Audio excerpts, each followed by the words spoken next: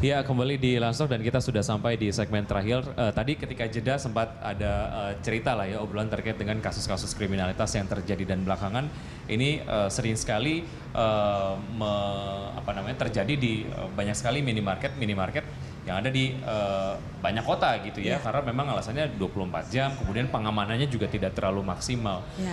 Dari pengalaman ataupun cerita yang mungkin Anda punya, Bu Meli, seperti apa? Jadi rupa-rupanya minimarket itu kan nggak 24 jam. Nah, jadi modus daripada pencuri-pencuri itu mereka melihat supermarket mana yang tidak 24 jam dan mungkin juga mereka ex petugas kita atau mungkin ex dari yang ngawal mobil-mobil yang mengganti mereplenish uang ATM. Jadi mereka pura-pura nyewa di ruko sebelahnya, kemudian ngebobol dari sebelah pada waktu minimarket itu sudah tutup dan jadi nggak ketahuan. Udah habis saja totalnya besok pagi. Ini modus kriminalitas memang selalu berkembang seperti itu ya, Pak Martinus. Tapi penegak hukum juga harus tidak kalah pintar dong ya Pak ya.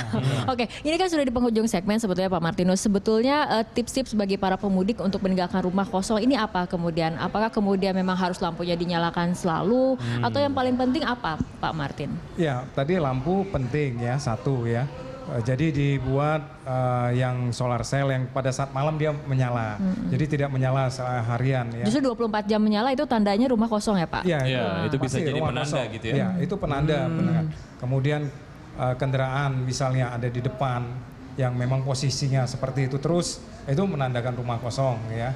Kemudian juga misalnya ya tidak pernah ada misalnya selebaran brosur-brosur itu ya yang tetap di situ terus ya, ada di pagar, itu juga bagian dari rumah itu kosong. Jadi itu pemetaan seperti itu perlu terus kita lakukan, kita hindarin kalau kita mau meninggalkan.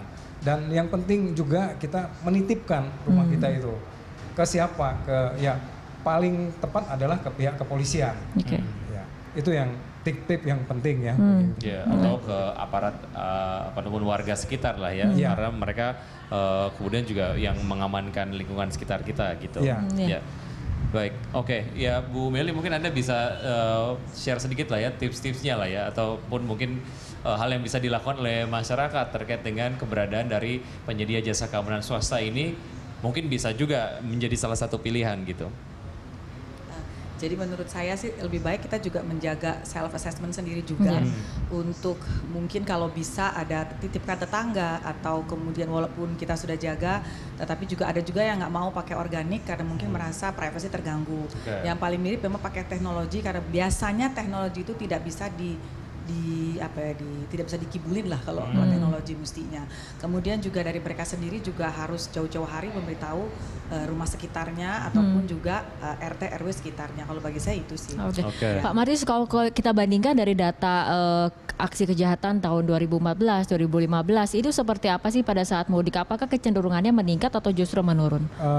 Terjadi penurunan ya, penurunan 5-10%.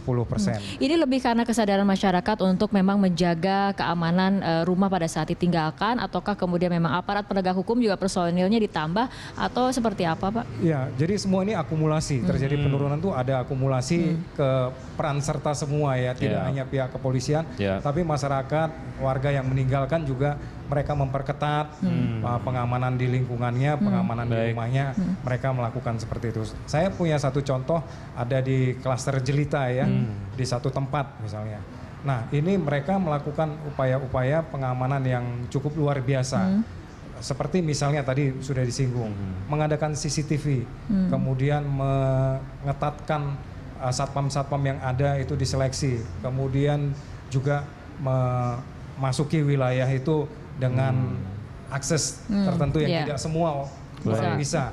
Dan pergerakan orang di dalam itu bisa termonitor semua. Ini penting. Ini mungkin contoh buat satu klaster ya, yang pada prinsipnya ya dengan teknologi kita bisa memudahkan untuk pengawasan kita. Ya Pak Martin, terima kasih. Bu Meli, terima kasih sudah hadir di studio kami hari ini. Selamat bertugas.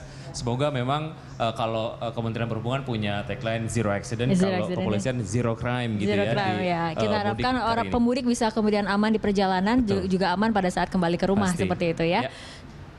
Baik, pemirsa demikian dialog Lunch Talk di hari ini. Jangan lupa untuk menyaksikan Lunch Talk setiap hari pukul 13 sampai dengan 14 waktu Indonesia bagian Barat. Saya Wiki Adrian. Dan saya Fitri Megantara, terima kasih atas kebersamaan Anda. Sampai jumpa.